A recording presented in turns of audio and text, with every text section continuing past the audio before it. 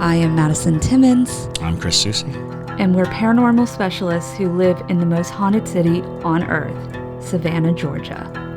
Every day is Halloween in our line of work, so join us as we spin true tales of haunts, murders, and disturbing Savannah history.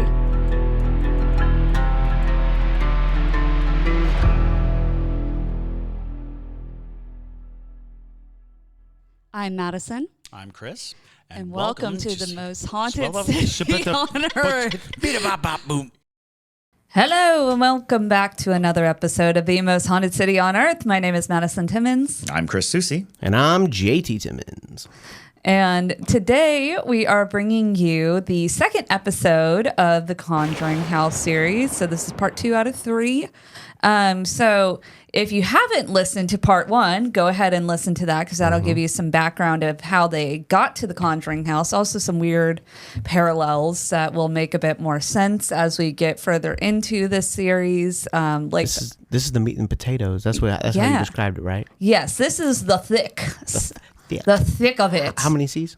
Like 5 C's. That runs off the paper, yo. Yeah, so I have read everything and watched everything on this. I feel like I have inundated myself with Conjuring content, and I still feel like we're only scraping the surface of it. Wow. Yeah, to be quite honest, y'all, though I've known this story for as long as the movie has been in my awareness. 2013. Yeah,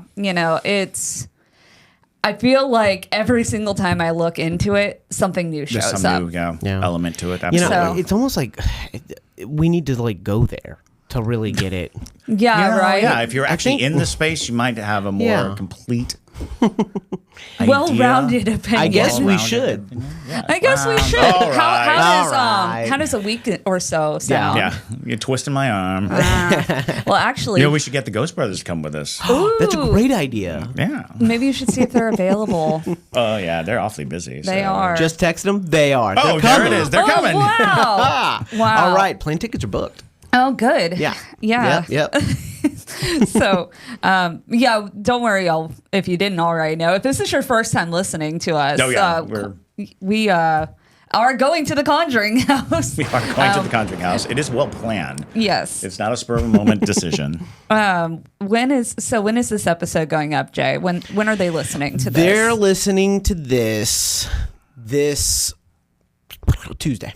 Okay, so that means that in a couple days from for a week. This Tuesday. Yeah. Okay. So this Tuesday. So a week and a day. A week and a day from when you're hearing this, we will be in the Conjuring House. A week and 2 days. A week and 2 days. A week and 2 days. A week and a day, I'll be in New England. Yeah. Yes. Tromping around. Yeah. JT and I, from Tuesday, from when you're hearing this, JT and I will be up in New York first. Yeah. Oh, yeah.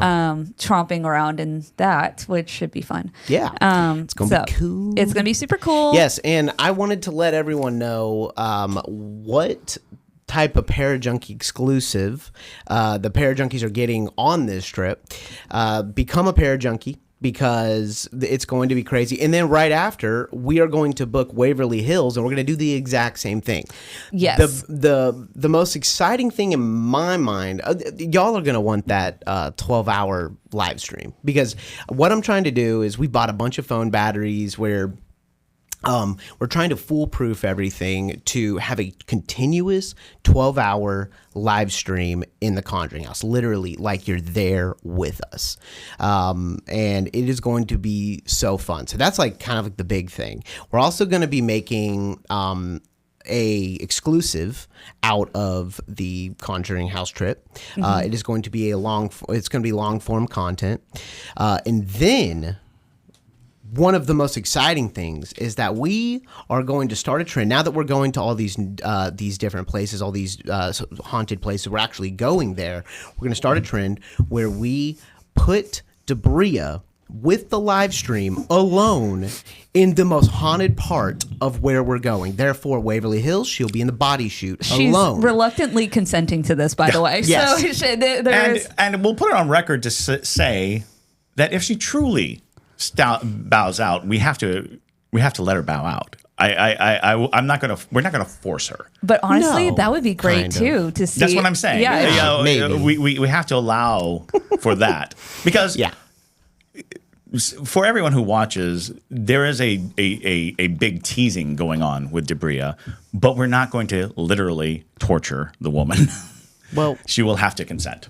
She does. She did. Oh, I That's what talked I mean. to her. That's what I'm saying. Oh, yeah. But She will. But like in the But for moment, the she's going to be audience's like sake. freaking out. Yes. we can't be seen as people who are literally shoving someone in a body chute Yeah. who does not want to be there. Yeah, it's true. No, she is 'Cause consenting to it sitting will look in the that cellar. way. It will appear that way. Mm-hmm. I want to be on the record as saying we're not, acting against her will. She's not chained up. No, I promise. definitely. So but it yeah, will be so very entertaining. It will be so. It'll be entertaining So nonetheless. basically, the whole idea is that, like, for the seller, what's going to happen is she is going to be given the live stream and on her own accord go into the cellar and be alone. And honestly, like, she is so funny and she is just so entertaining, like, in those instances. I just think that this is just going to be the when greatest she thing. took this position, I don't think she ever expected. She's our editor, by the She's way. our editor. If you are just new to this world, Debria is our editor. She thought she was going to be in front of a computer all the gonna- time. Yeah. But No. we learned that she's highly reactionary to spooky things. Yes. And that is the last thing you want to be is highly reactive because we'll turn a camera on you. Yes, we will. Exactly. So yeah, it's gonna be very fun. It is. Obviously with the Ghost Brothers as well, they are hilarious. So that's gonna be really entertaining as well to see them being in this house. And they've been to the house before. Yes. Yes. So that'll be interesting as well to see how their experience differs It's going from. to be awesome. Plus, they'll Yeah. have information that we don't have. Yeah. Absolutely. They'll have recall. And Exactly. Yep. So. Jim said Debria needs a hero cape. Exactly. A ghost cape. Ashley Werner said, poor Debria, that girl really must love her job. She doesn't. All right, let's go. She does it for us. And she's cutting this. Like I just love the fact that she's listening to all this because she cuts this podcast. She's listening to all this at one point, and she's just like, oh my God. She's just like, I have a family. Yeah. I have a family. We're If gonna you're get watching this, Debria you'll probably merch. be seeing Debria's comments come up on the screen. Yes. Yeah, absolutely. Yeah. The YouTube right. people get a So- real treat out of that. We have a lot of meat and potatoes to eat. Yeah. So let's go ahead and start scarfing. Yeah, let's start eating our grog. So Oh, real fast. Chris, do you like oranges? I do. Okay, cool. Just wondering. I got a Trito for you. a Trito. Ooh. I like Tritos. Anyways, okay. Down to the Conjuring house we go. Okay, so we're gonna start out where we ended the last time was like literally right when the family arrived at the Conjuring house. So now we are entering in their first month of living in the house, which happened to be January when we are going to the Conjuring Same house. time that we are showing up. Heck yeah. It's January 1971 when we are entering this house with them, and the winter is brutal. So winters in Burrillville are particularly brutal. Even though the family was from Rhode Island, the snow wasn't as frequent or harsh in Cumberland, where they were in the suburbs. They are also city folk. Though Carolyn is from Georgia, that does not help her case. She's got the southern blood still, so, you know. But they often misgauged how intense the winters would be in the country. And they weren't expecting winter things like digging out their driveway every morning to get to the school bus.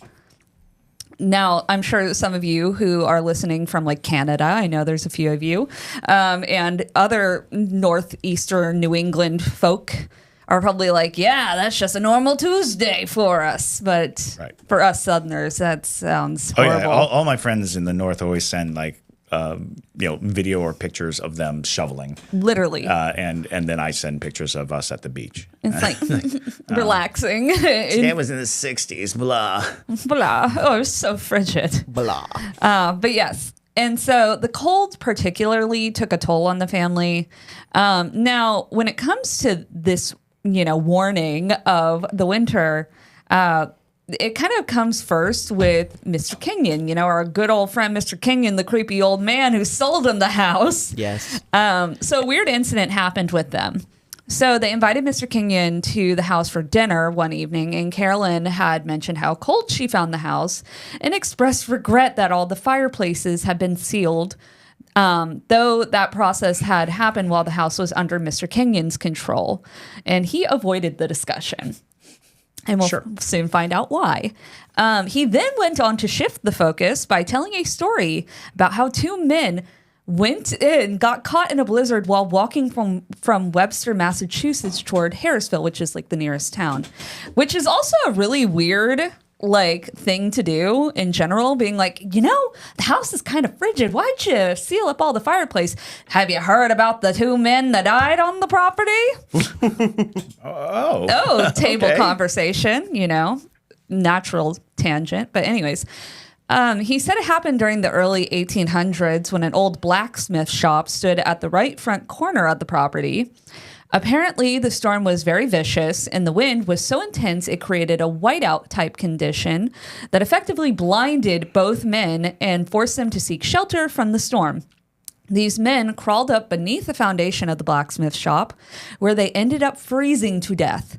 Their bodies were not found until spring when the ground thawed, and it was primarily due to the smell of death in the air. Oh. That was how they found the bodies. And apparently that is not uncommon for that entire region. I have family in Vermont that talk about people sickles. People sickles. People who are just frozen. and also sometimes people would die during the winter, but there's no way to get them anywhere, so they just put them in the snowdrift. And it would keep their body from, decaying or rotting or smelling until they can get it out. So they'd have just bodies out in the yard. Wow. Interesting. Wow. I mean, that would make a ton of sense to put a dead body out in the winter, as horrible as it sounds. Because you can't even dig. It's not like you can dig into the ground for a grave. It's right. Not like you can, frozen. Frozen ground, frozen. Wow. Well, yeah. Well, and it makes sense. And, they're not going to start decomposing until spring anyways. So it makes sense. And exposure is a thing, Yeah. People underestimate how quickly nature can kill you. Oh, yeah. Oh, yeah. Winter. That's why it's called hyperthermia. Oh. Oof. Ooh. Oof. Well, anyways, after that bizarre encounter that Mr. Kenyon had, the first real experience, paranormal type experience, happened in the house, and that was with Cindy. Now, Cindy, unfortunately, as you will see, Cindy got the really bad end of the stick here for most of their time in the house, but Cindy's experience would happen in the hallway. So, now Cindy was one of the daughters, and there was this hallway that connected the kitchen to the parlor. This is also where a lot of the activity, obviously, as you are listening through this, you'll note that this is where most of the activity stems from. It's right where that pantry is that leads down to the cellar.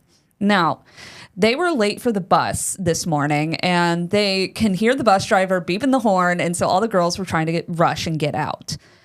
So according to Andrea, Cindy had forgotten her books in the kitchen, so she ran back to get them, and as she stepped across the threshold of the kitchen door, Cindy was intercepted by a silky, smoky figure emerging through the cellar door.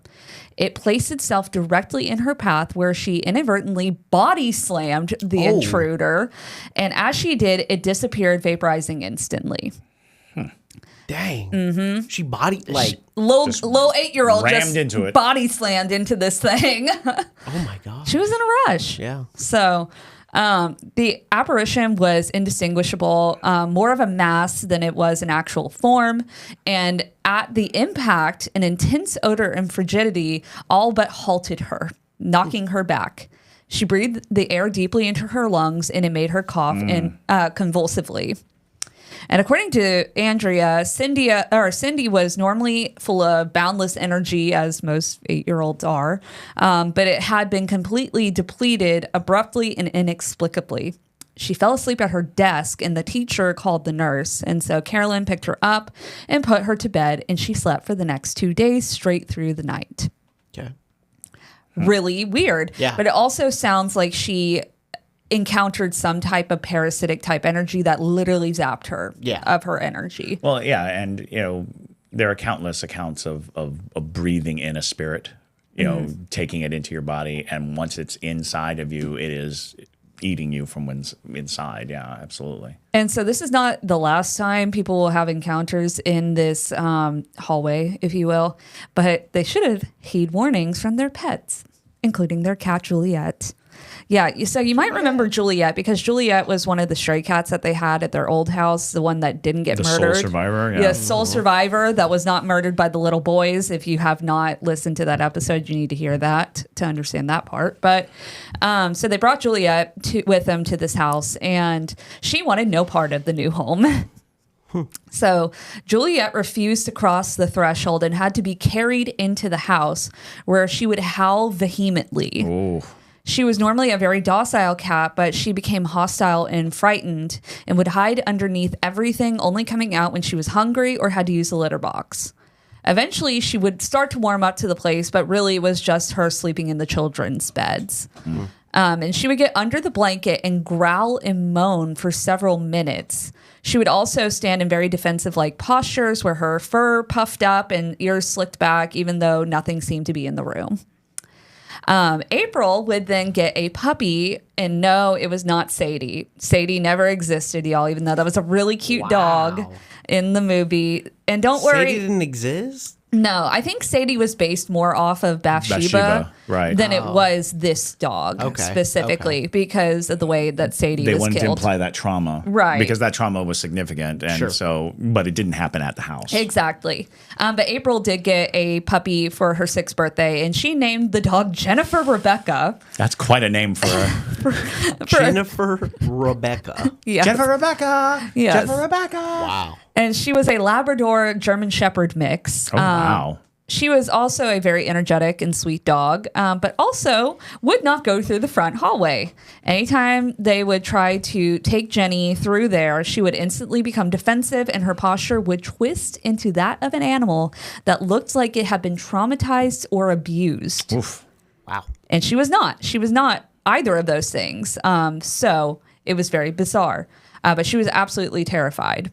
So, as 2 girls and 1 ghost say, listen to your pets.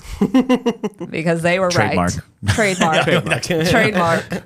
We totally give credit of that quote to them. Yes, exactly. But it's true. It is. If your animal is acting specifically strange and it's focused at a location, stay away from that location. One would animals think. are better at that than we are. Exactly. The next bizarre situation would happen to all of the girls, but specifically it hurt Andrea the most. Not physically, but emotionally. Now, one of Andrea's most prized possessions was this giant slate blackboard. And one of the games that all the girls would like to play together was school. Smart girls. So... It was the 70s. We didn't have a whole lot. Yes, exactly. We like to teach each other. And so Andrea would be the teacher, and she would basically teach her sisters whatever she learned in school that day. So they would often play in the middle bedroom, but during the winter, sometimes the weather would get bad, and so they would have to move it out to the woodshed. Now, there were odd instances where the girls would leave the room and all the work that Andrea put on the chalkboard had been smeared or erased. Now, the girls were afraid to go anywhere in the house by themselves, so if one of the girls needed to use the restroom, then recess would be called and everybody went along, but by the time they got back, the chalkboard would be erased. Now, one time, Andrea said that Cindy was hungry, and so everybody went to go get a snack before dinner, and they were gone for about 20 minutes, and when they returned to the woodshed, the chalkboard had been completely smudged and twisted into a 90-degree angle. Whoa. That's a lot of force and really bizarre. So this caused Andrea to be very upset and very angry. Several days after, though, the children decided that they were going to test it. So anytime someone needed to leave the classroom, only one person would go with them so that the chalkboard was never left alone. This seemed to work, But one weekend, Roger was gathering all the trash for the biweekly trip to the dump, and he yelled for Andrea to come help him. And when they entered the door of the kitchen, Andrea freaked out because they were staring at a massive pile of wooden slate smashed to pieces on the lower level of the woodshed. There was nothing left that could be salvaged. And because the Perron family really didn't have any money at this point, there was no replacing it. And Sounds like the spirit was angry that they had found a workaround. Exactly. So you don't want me to play? Fine. Fine. Then no more chalkboard for you. And so Andrea made a big note about this because this was very significant to her because that was her favorite toy. And it was the first time any of the spirits had actually directly done something to upset the girls. Yes. So important to note. Now, this next one I think is very crucial to giving insight to what kind of entities we might be dealing with. And it is the situation with the flies. Now, according to Andrea, within the first few days of moving into the farmhouse, there was a weird occurrence that no one thought was strange at first, but they had a ton of house flies. And so Carolyn, I should note, she being from South Georgia, she was very used to bugs and stuff. So I think that really is where that lack of really acknowledging it came from. This is January in Rhode Island. Right. Yeah. It's weird, though. So the first time Carolyn and Roger were in the parlor of the house, these flies just started dive bombing Carolyn. They thought it was funny at first and were making jokes, but then they were both kind of perplexed because it seemed almost like they were targeting her, but they couldn't kill them. And so, like, they were taking, newspapers and they were trying to smack these things up. Nothing was killing them. Resilient flies. Yes. Very resilient flies. That's why you should get the Bug Assault 2.0. That's right. I also should mention... Actually, I think they're 3.0. The flies, as we're going through this, just note that if you read Andrea's book... the flies are a constant character in this book. There's like 6 chapters just talking about flies, practically. Wow. So apparently they seem to come from nowhere and then everywhere. And it progressed enough that they were no longer just a nuisance. They were quickly evolving into a health hazard. And so they both thought that they must be breeding in the house. And so even the children started noticing the strange behavior the flies had. In spite of all the efforts that they made, no matter how much you killed them, they always seemed to be there. And they were all the same size. There was no sign of babies. And they often gathered inside the windows and would incessantly buzz. So you can imagine, just thinking about that irritates me. Like, if I could not handle that. Right. Like, you know how, like, when bees gather, like, and it's like, bzzz, it's like, it's the worst noise. And so I can only imagine how irritating that must have been. But after a few weeks of fighting about Roger constantly smacking the flies, because he literally bought so many fly swatters, y'all. This man was constantly killing flies. Constantly. Like, that's all he did was kill flies while he was home. And so Carolyn got really annoyed with him because she's like, will you stop killing flies? Like, she's like, honestly, I'd rather just have them if you would just stop. Sure. So Roger, after they would fight about it, Roger eventually convinced Carolyn that they needed to get professional help, even though she didn't really want that because she didn't want the chemicals in the house around the kids. Sure. So they brought out an exterminator, and the one time the flies weren't being absolutely insane, it was when the exterminator was there. Of course. And the exterminator came back to Carolyn and Roger and told them there were no bugs. Wow. Mm-hmm. So eventually, later down the line, like way down the line, when the Warrens came to the house, Lorraine Warren would tell Carolyn, you can't really kill what's already dead. So typically, when you're infested with flies, unless there is like a rational reason and you can find where the nest is, if you can't figure out where all these flies are coming from and the fact that they are all the same size, they are behaving bizarrely, it doesn't seem like They're anything's aggressive, killing them. highly aggressive, yeah. a lot of times that is highly associated with demonic type presences. Yep. Specific demons, yeah. Very specific demons. Was the Omen that? Like a plague? I think the Omen has it. I think, The Omen there's a has it, scene the in, film. Yes.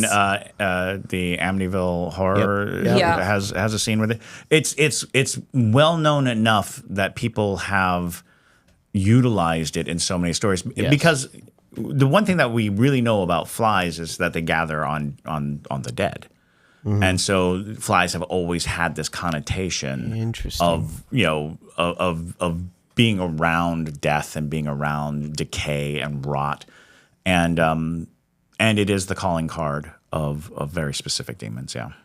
And especially coupled with some of the other calling points of the particular entities in this house, it's very concerning that they have these fly issues.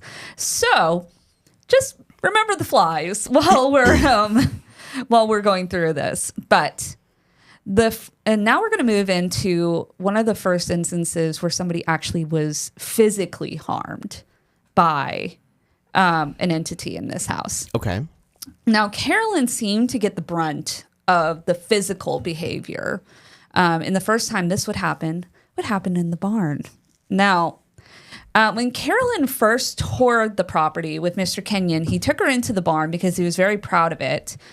He said that it had weathered some of the worst storms on record in New England history, including the hurricane of 1938. So he was like, this thing's been through everything. Sure. But anyways, so Carolyn admired the barn, but one thing she didn't remember seeing was a hand scythe hanging overhead, and she thought that she would have noted that because it was dangling precariously from the highest beam more than 30 feet from the ground. She brushed that off, though, because the barn was very dark and she might have not noticed it. Or it might not have been there at the time. Well, a few weeks after living on the property, Carolyn left the house for a few minutes to admire the barn, and she had been fantasizing about what she was going to do with it. So she was going to maybe put a pony or a horse or maybe some other animals in the barn. It was very well equipped for that. So, and one of the girls, I think it was Nancy, had that was her one thing. She's like, I want a pony for the house. So I too want a pony for our house. Yeah, it's understandable. Good luck. Now, something Andrea notes in her book is that the barn was cold inside and that the air was deathly still. It was also eerily silent. Okay. So Is she speaking year round? Yeah, I'm general- like, that's what I was If doing. this is Because just it's a few like, weeks after moving in, it's still like February. Right. Yeah. So, no, this is year round. Okay. It's Okay. always. Just making sure. Yes. that's just the so it's the- like the blazing issue, yeah. hot out, And and it's you go freezing in, cold and it's in- freezing cold. Okay. Okay. Yes. Yeah. So Yeah, Carolyn, definitely demons. Well, and so Carolyn wondered why it felt so much colder inside than it had been outside. She was also very warmly dressed at the time. She had a thick cotton turtleneck, a woolen sweater, and a very heavy leather jacket, but she was still shivering.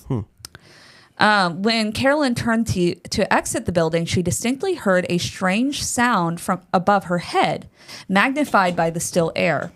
At first, she thought maybe a bird had been trapped because it sounded like frantic fluttering of wings, but no, it was a hand scythe, and it was flying directly toward her. Ooh-wee. She says that it resembled a kind of boomerang thrown with velocity spinning in circles again and again, and the object appeared to be hovering overhead, literally defied the law of gravity, and suddenly it headed precisely towards her. Whoa.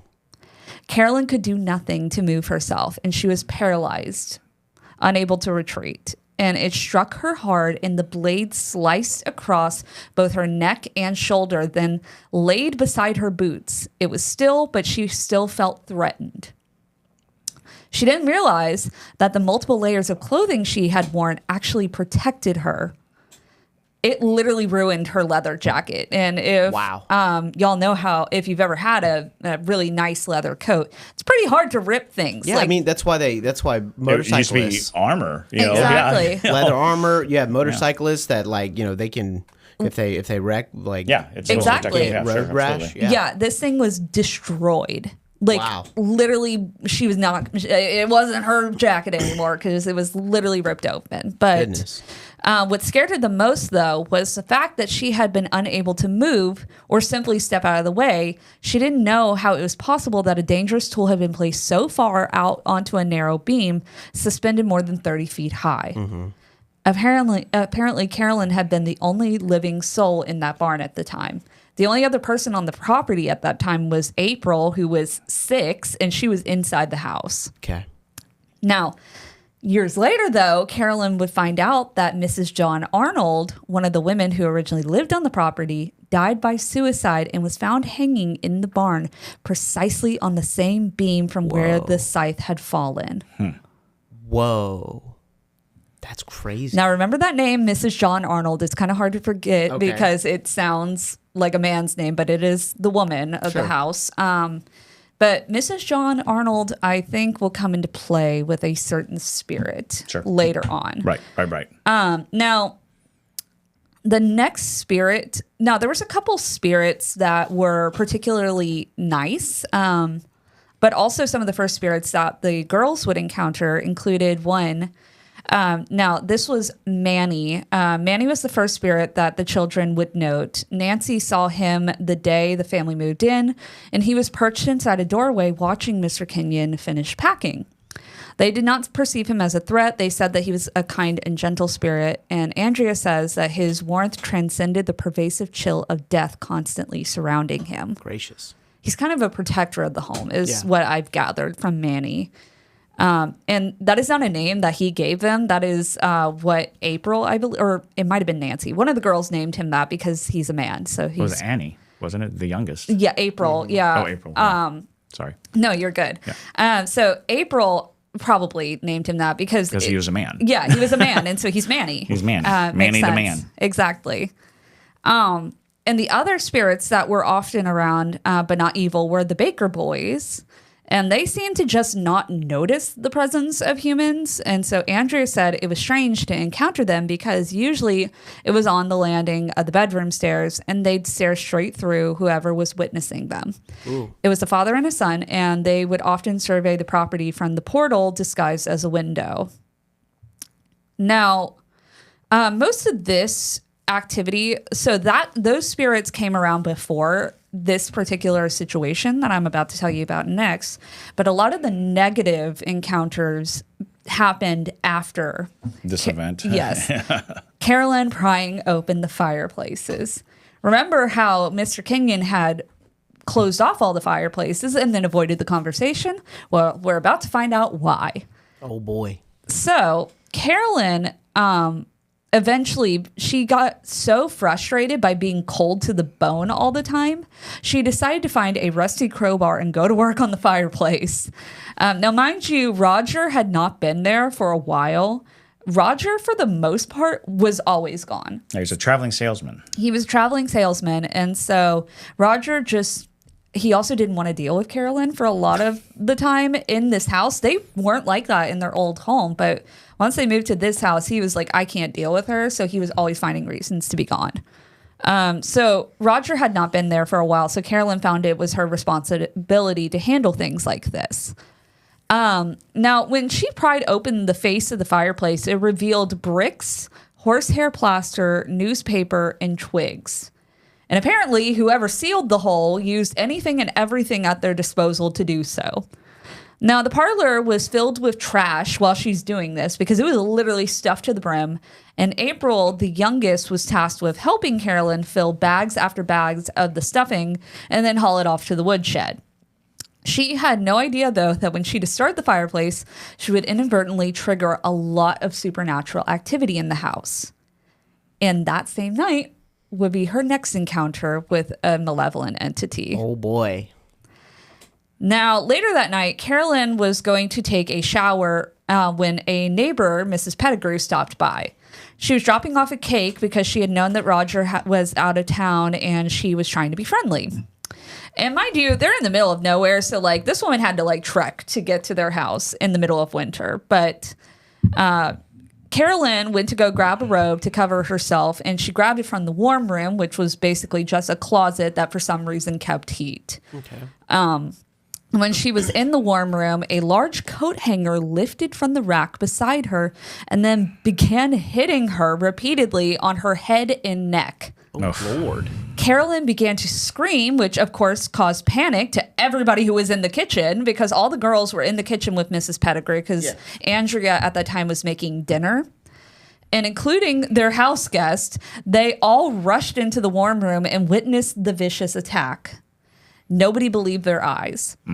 After witnessing Carolyn getting smacked up by a floating coat hanger, Mrs. Pettigrew leaned closely to Carolyn and told her the Kenyons always kept their lights on overnight and all the lights every night.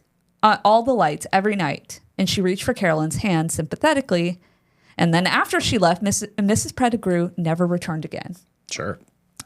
Now, Carolyn had been hit in the same place where the scythe had hit her months earlier, which is really interesting. Right. And so now, after that, after Carolyn had pried open the fireplace, a horrible smell would fill that room.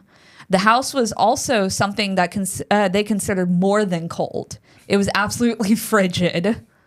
She was trying to get it out of the house before Roger got home that night, but deep down, she knew that it was something abnormal, paranormal. She felt that there was an evil presence that she could not see or hear, but she felt. And every time Roger and Carolyn seemed to be at odds with each other, Carolyn also seemed to be growing sicker and sicker over time. She was constantly in pain and she was losing weight. But Roger still thought it was all in her head. Well, of course. Well, that's the classic husband in a horror movie situation. But he's like still very staunch that they're like all throughout their time living in this house. He's like, there's no ghosts. He just would not. He refused to believe that there could be anything like that. And I think it's from fear. But deep down, Roger not believing Carolyn truly was the issue. So I think that was where a lot of the resentment you would see in their relationship throughout their time living in the house came from.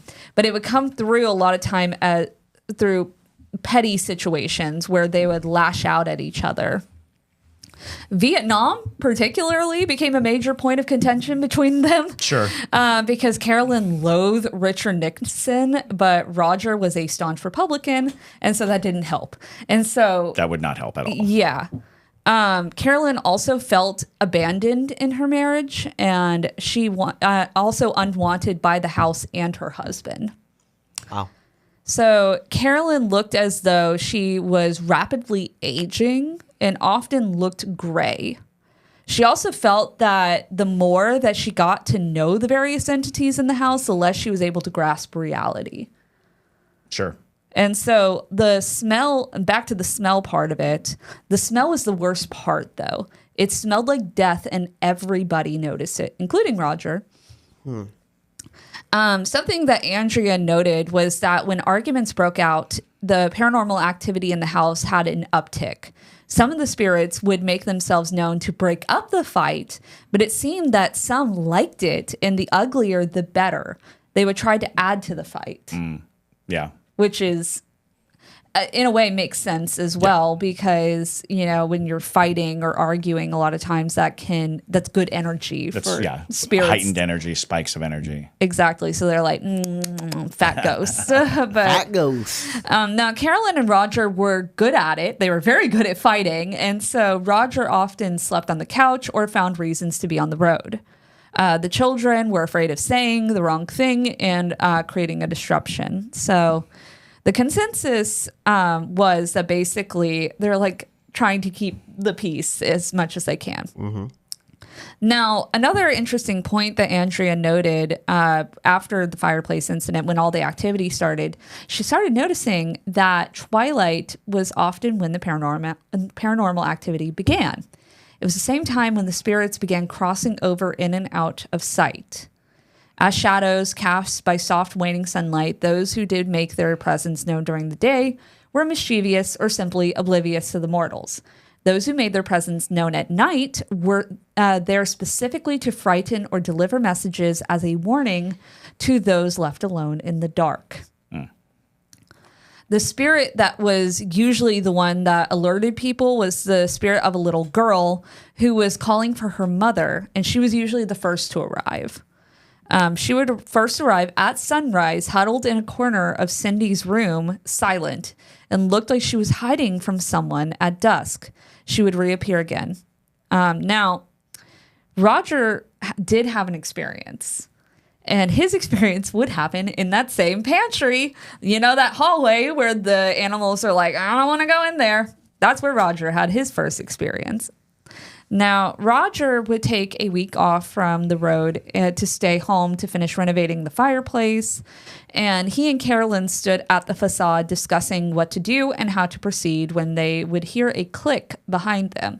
It sounded like wrought iron against wrought iron, and they turned to see, and they find the latch had been dislodged from the pantry door, and it slowly drifted open. Now, this wasn't the first time this happened. This was happening to Carolyn before Roger had seen it, but this was the first time Roger is seeing it. But it slowly drifted with its own free will. When Carolyn tells Roger, ever since I opened the fireplace, that pantry door refuses to remain latched. He, of course, gives logical explanation that she must have shifted the weight on the floorboards. I guess. You know, it's an old house. As long as you got explanations, you know. You know, sure. Although I'm like, though the house was built in the 1600s, one would think that a fireplace, just taking a facade off of a fireplace wouldn't shift the floorboards that much. Is that the pantry door? Yes. Okay, cool. I'm about to show it. He walks over to tighten the latch. When he reopens it, he steps back, looking like he was overcome by sudden nausea. The stench prompted this expression. You know, our good friend, the rot smell. Oh, yeah. Carolyn tells him that she thought she got rid of that smell, but there was no getting rid of it. They moved out of the parlor to try to get away from the smell when suddenly a drastic plunge in temperature happened. They could each see each other's breath as they spoke. These weird occurrences prompted Carolyn to tell Roger about what had happened with the coat hanger. Of course, he goes on to say, you accidentally knocked a coat off the rack and it hit you. Carolyn then peels back the fabric of her shirt and exposes the bruises on her neck and shoulder. And of course, Roger says, there is no way in hell a coat hanger could have done this kind of damage. Mm-hmm. This prompted another fight because Roger did not believe Carolyn, and that she had made up her mind that something had obviously happened. Roger leaves the room and suddenly swings around thinking that someone touched him. He moves as if he's trying to swing at an intruder, but no one was there. Oh. Which makes a lot of sense as we get further into things, that someone would be touching him after a fight, almost comforting him. Yep. He dismisses it and just goes about his tasks. That night, Roger decides he's going to wrap the latch to keep it shut. So he takes twine and binds the latch into a bunch of knots. And that would be extremely complicated to undo. The next morning, Roger woke up early, and when he came out of the bedroom, he immediately noticed a mound of twine on the parlor floor, and that the pantry door had opened again. The room was flooded with that foul smell again, and the room was frigid. Roger goes over to the door, closes it, and instantly the room is filled with the smell of laundry detergent. The weirdest thing is that the twine had been shredded into thousands of tiny shreds, as if it had been clawed at for hours with sharp fingernails. And they said, because I immediately thought, oh, well, the cat might have done it. But Andrea specifically said it was not possible for the cat to have done it because, one, the cat had been in bed with her, but also the cat wouldn't go into that hallway. Right. Mm-hmm. So there was no way the cat was going to claw on some twine. Now, later that morning, well after the rest of the family had gotten up, they were all eating breakfast. Roger tells all of them to finish eating and then go upstairs and get dressed for church. Carolyn and the girls were stunned because they had not been to church in a very long time due to abuse allegations of those from their former Catholic parish in Cumberland. Now, after the fireplace thing, one would think they would have noted maybe we shouldn't do any more home improvement on this house. Maybe that's upsetting things. That was not the thought process they had. They decided to do more home renovations, specifically in the kitchen, right next to the pantry. Sure, of course. So Roger believed that there was a possibility that the flies were breeding in the ceiling. So that was the reason enough for them to tear it down, exposing the beams. Now, Carolyn decided to take a head start at this, and so she started smashing into the ceiling, but just a small corner of it. And luckily, she did have the forethought to bring a flashlight up with her onto the ladder, and so she peeks into the hole, but she doesn't see any evidence of flies breeding, or any life at all for that matter. And when she got down from the ladder, she felt a shiver travel up her legs and distinctly heard the sound of a door cracking, particularly the refrigerator door. So she assumed April must have been rummaging for a little snacky snack, but April was not there. April was in the parlor playing with her dolls. So Carolyn closes it and goes into the parlor and to ask her. She asked her, "Why did you leave the fridge open? And why didn't you answer me?" Because I guess Carolyn must have said something to April. And so after she says this to April, April goes, "I wasn't, Mommy. I've been playing with my toys." The issue of the cellar door opening would remain a constant issue.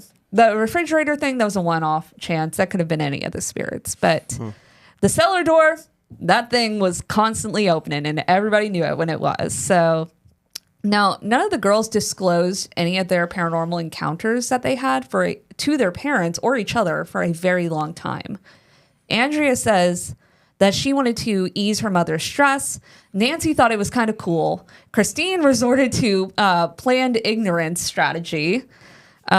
Cynthia was too frightened to breathe and let alone speak of what she had seen and heard. And April did not want to disclose her newfound playmate. Yeah, that little... Wow. Yeah. Yeah, the little friend that April plays with in the movie, they call him Rory, and we'll talk about Rory later on, but that's not his name in real life. They're changing so much up about the movie. Yeah. Like, Well, 'cause the movie is wild. is such a fabricated entity. And so, when you're basing something on a true story, you have to also remember that you're trying to create something cinematic. One of the things is a lot of these events are played out over a long period of time and are highly isolated. So what we're going over makes it sound like just endless, turmoil and torment. But the actual events themselves versus the time of not events is I saw in an interview Andrea saying that she would say that in the 10 years that they were there was only 24 hours of actual paranormal interaction. Yeah. But it was just spread out because Right. these things like a door opening and we're telling it is like, that's really creepy, but that's just a few seconds of something. Exactly. Yeah. And so when you're making a movie, you're like, well, Gotta we want move it to it all be, in. as week of concise as turmoil. possible. Yeah. It all has to land on these people right at the same time. That's actually a good point to bring up because this next story of what happened to Carolyn, actually, she noted it only lasted a few seconds, but it sounds much more dramatic. And it was very traumatic for her. Oh, yeah. And it's a good point. The story is a good point to aid the fact that Andrea was saying that the more malevolent spirits come out at night. Right. So now Carolyn's usual routine at night was that she would walk through upstairs to take the girls in or tuck the girls in and then go around the ground level to turn off all the lights. And when she went through the bathroom into the kitchen, she suddenly got hit with the smell of that really gross odor. And this was a usual occurrence at this point, so she ignored it and went to bed. Now, one night after that, a smell hit her. She went to bed, and Carolyn curls up into it. And she, mind you, had a fire going that night because there was always a fire in this house, Yes. which honestly was probably a good thing for them. Sure. Because it seems that light has an effect on these spirits. Yes. In ways. But she had a fire going that night because the house was so cold all the time. And so basically, she heard the sound of ignition that sounded like a swoosh. She left the bed looking into the parlor at the fireplace, which was no more than about 14 feet from where she stood, and it had completely gone out. There was no fire, but she could still hear the noise. It was a horrible crackling, combustible noise coming from behind her from inside her bedroom. Carolyn saw the top of her dresser erupt into flames, sparks jumping like fireballs. Fire flung itself all around the room, and then in a second, it was gone. Carolyn fell onto the floor like she was suspended from an invisible wire. She cannot recall how long she remained there before recovering enough to stand up.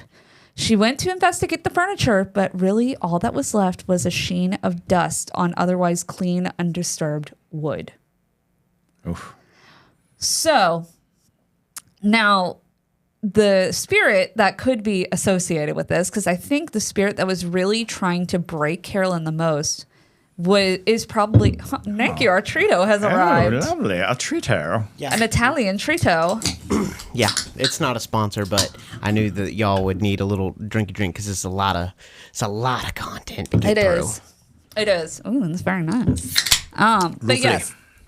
So the spirit that particularly is the most notable of this house was one that tormented Carolyn the most, and it's what I like to call the broke neck lady. The broke neck lady. Yeah. Now, the first time anyone encountered the broke neck lady was at night. The first time it happened was on a night that Roger and Carolyn decided to go on a date. And they actually had a good night, y'all. I know most of the time they are like at each other's throats, but this night they decided to go to an Italian restaurant. They went to a movie. They were enjoying themselves, and they got a babysitter, all the things. Well, after they got home, they went to bed, and at 5:15 a.m., Carolyn stirred, hearing the sound of footsteps crossing the wood of her bedroom floor. She sensed the presence, but assumed that it was one of the girls. So she says, "What's the matter, honey?" And as she opens her eyes, she sees the figure of a grotesque woman hovering above her. Lord. Carolyn was staring directly into the torso of an apparition. Carolyn writes in her journal that it was dressed in a rusty green jersey dress, handmade, hand-dyed fabric belt, cinched at the waist with an oval buckle, covered in some fabric vintage clothing from another time. Ugly beehive had a head of hornet's nest, broken neck snapped hanging to the side, no eyes, no mouth, gray mesh cobwebs, no hands, no feet, just floating above me. Cold, so cold, can't breathe, vile, evil, death. No bureau, gone, coming closer, cold, can't breathe. So close, too close, wants to touch me. Don't touch me, head draped at an angle, once a kiss. Dear Lord, oh my God. Wow. She wrote that like right after it happened too. So this is like, that's why it's a little incoherent, yeah, it's kind of y'all. stream of consciousness. Yeah. And so with its black sticks as arms, it flops down across her pillow as the entity lingers over, its head curiously cocked at one side as if it was studying her. There was no face, only a swirling, rancid mass of rotting flesh resembling a desiccated hornet's nest covered in what appeared to be a mesh of black and cobwebs, flimsy with wiry hair. Carolyn grabs a fistful of Roger's hair and starts shaking his head back and forth to get him to wake up. His body was limp and lifeless. Wow. Carolyn grabs the blanket towards her, and it caused it to fall off Roger, revealing his torso. And in horror, she sees his back and shoulders and even his rib cage have been deeply abrasive. Cut up. Yeah. He was cut up with scratches as if he had been clawed to death by a wild animal. Wow. Her clock had stopped Holy at 5:15 a.m. that night. Andrea comes down that morning and tells her that she had a dream of the exact entity she had encountered last night and that it wants to hurt her. That is when Andrea tells her, sometimes I hear voices before I go to sleep. I can't understand what they're saying to me. I don't like to be in the bathroom alone. It feels like I'm being watched, like I'm being looked at. Well, it's embarrassing. So stuff moves around my desk while I'm doing my homework, and you know what happened to my chalkboard. And then Cindy runs downstairs frantically saying, Mommy, I had a really bad dream. It was terrible. Then Roger busts into the room. Everybody's waking up at the same time, mind you. And Roger then opens the bedroom door, battered and bruised, covered in clawed, bloody abrasions, and he's rubbing his tender scalp. Then Roger yells, what the happened to him? Carolyn just stares at him. Her eyes are vacant. Roger then says, get dressed. We're going to church. We're going to church. That is Roger's reaction to every paranormal encounter. It's a solid plan. We're going to church. Exactly. It's like it's Tuesday at 11 o'clock. Going to church. But mind you, it's kind of bizarre, though, because they went to this church, and I didn't write this down, but I'm remembering it from the book. One time, though, I think a lot of people in town knew about the occurrences of this house. Yeah, I would imagine so. And so they were sitting in church after, I believe, this incident, and there was this old lady sitting in front of them who turned around and looked at Carolyn and goes, you bunch of Satan worshipers. And I'm like, you didn't want to tell them, like, hey, you might have a demon in your house? But yeah, they still went to the church that knew they were all Satan worshiping. Well, you imagine that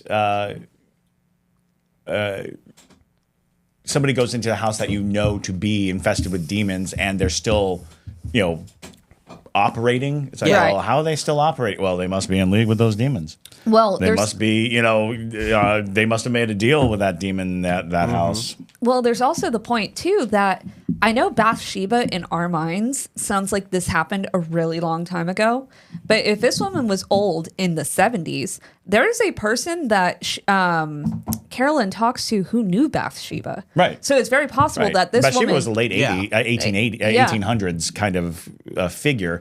And Bathsheba lived to be old. Exactly. A lot of people don't realize that because we've meshed a lot of stories. Mm-hmm. We've meshed the Mrs. John Arnold story with the Bathsheba story because a lot of people believe that Bathsheba is the one, and they believe that she was hanged as a witch. Exactly. Which did not happen. But that is where the thought of like the strength of a story and how people whisper things and how it passes on, that people talk and create a certain pocket of reality. And that pocket of reality is the demon's name Bathsheba. Doesn't mean that we're dealing with Bathsheba Sherman as much as it is the Bathsheba of legend. We've created a legend, and now there's an entity out there. Because there's also this thing about this specific description of the hornet's head nest, the hornet's nest head, the black stick arms, because now it's almost like an effigy. Exactly. It's almost like, old, frightening witch practices of taking twigs and building, a form out of it to carry out your darkness because you don't have a body of your own, that kind of thing. So yeah, there's a lot to dig in here. Exactly. So Cindy then comes to Andrea and starts the streamline of all the kids just divulging all of their paranormal experiences to Andrea. So Cindy tells her, Annie, I keep seeing things in my bedroom and my toys move all around. If I run downstairs to go pee or tell mom something, my toys are all moved. And when I come back, I know it's not April doing it because last time I was the only one playing up there. Everyone else is outside the whole time. They talk to me. I see them. I can feel them all the time. And so she tells her about the lady who comes after she is tucked in by Carolyn. And so there's one woman who comes in first and she tucks me in and gives me a kiss, but I don't feel the kisses. It's not mom. I know it's not mom. she smells different than Mom does. Mom smells like soap, but this lady smells like flowers and fruit. Now remember, for the next episode, everybody make a mental note that this entity smells like flowers and fruit. Flowers and fruit. Because there will be a test. there will be a pop quiz. Because I think that this is a very particular entity because of this phrase and this description. But anyways, so just make a mental note of that. But then after she leaves, another lady comes late at night. It always says 3 on the clocks. And when she wakes me up, I feel her first. She makes me so cold, and then the room stinks. She's the one that hates Mom. I saw her in my bad dream when Mom was screaming. The ghost wouldn't let me go help her. I saw it happen. So now we're going to go into Cindy's hauntings before we end today's episode. Now, Cindy one day was playing in her room, but suddenly she was frozen in place. Directly before her eyes, an entity of substance slowly approaching, floating above the surface of the bedroom floor. Horrified, she could not move or could not breathe, the air appearing as some form of a solid mist. Cindy identified the apparition as a woman by her garb. She had no features, only a grayish oval mask with a cocked head. She drifted across the room, arms outstretched, extended toward her, and it says, "Come here, little girl, come to me." JT likes that. I do like that. Yeah. Cindy runs downstairs and tells her parents a lady came through the chimney closet door and she tried to take me. She says she loves me, Mom. Cindy also kept... It's not cute. That's sweet. No, it's not cute because she's trying to take the spot, if you will. Cindy also kept hearing this phrase, there are 7 dead soldiers buried in the wall. Ooh. 7 dead soldiers Buried in the wall. And I like this part. Cindy had no reference of any of the war that had happened. None of the family knew about the wars that had happened on the property because obviously the land, even before the house, was used by Native Americans. There was a period where the Native Americans were being run out. It was also site of a lot of bloody battles during the American Revolutionary War. All sorts of bloodshed had happened. So it was very, very possible that 7 dead soldiers would be buried in a wall somewhere. But yes, now is the time to talk about our theories.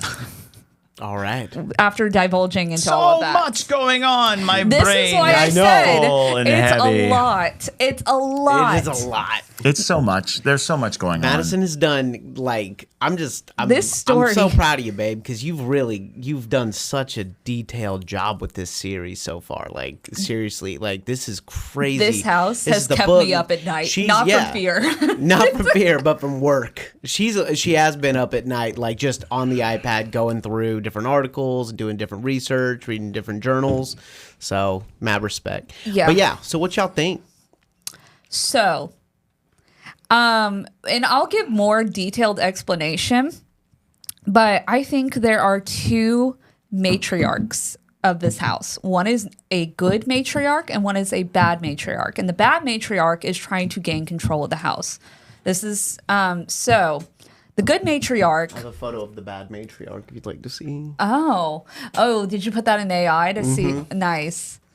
So the good matriarch, and I'll give you more explanation of why I think this in the next episode, I think is Abigail Arnold. Okay. Sure. Because the property was owned by the Arnold family, and there are multiple people from the Arnold family who passed away on the property. And that description will make a bit more sense. Abigail has been seen on the property and interacted with a lot. And she seems to be more of a protective spirit than anything. And also one that gives warning. So it would make sense that she'd be checking in on the children and things at night.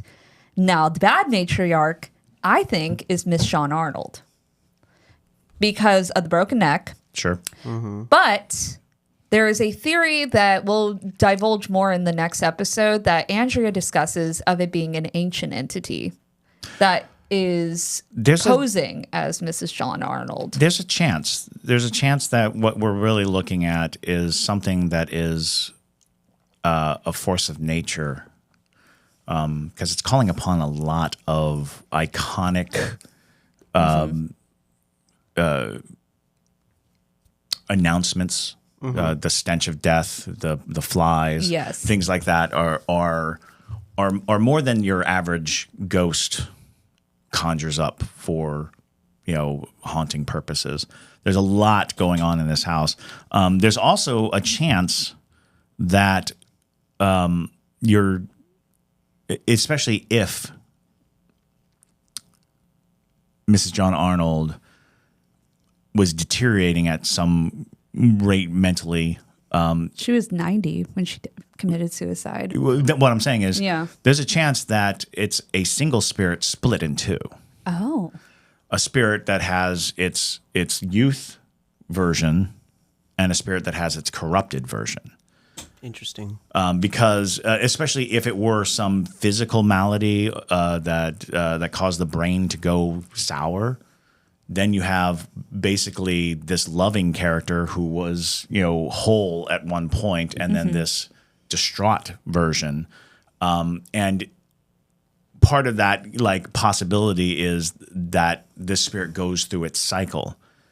It arrives early in the evening as its, whole self, and then deteriorates as the evening goes on, and then by 5 o'clock in the morning is full monstrous mode. By Right. 3 o'clock in the morning. So you're basically watching a Jekyll and Hyde situation where, because that's another thing, since they both have scents, since you're smelling both of them, the question is the rot you're smelling the rot of the flowers and, like that rot. So it's fascinating. I think that was the first time that I heard Caroline's journal entry. And that description of no hands, no feet. Concerning. Because it's if anyone saw the Blair Witch Project, those little twig figures, common in folk horror, common in stories of witches making, these edifices for themselves.